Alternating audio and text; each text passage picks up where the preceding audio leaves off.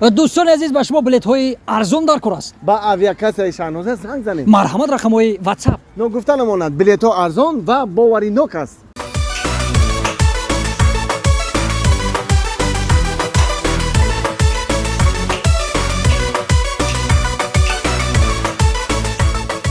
سعدی؟ ها؟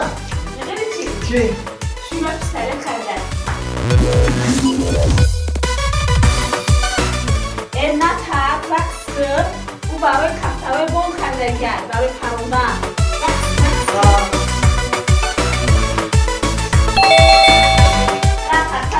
وقت کردن بیاد نمیان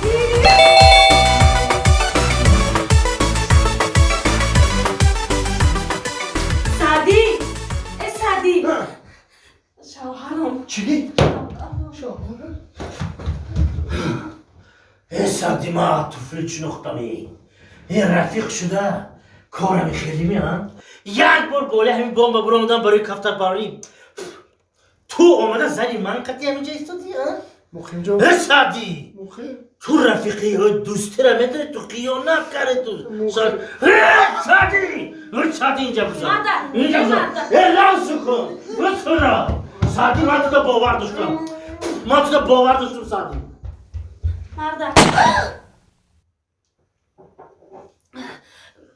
مردک اگر شما همیشه کدن گیره کو به رفیق میمونه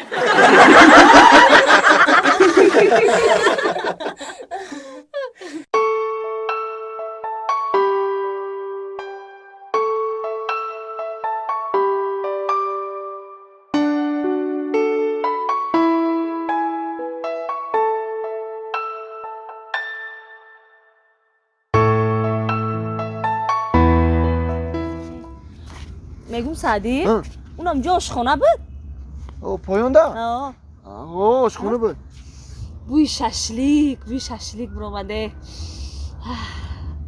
معقول شید؟ آه معقولم شد خیر رفتیم اگه یه بار دیگه پیش میگذاریم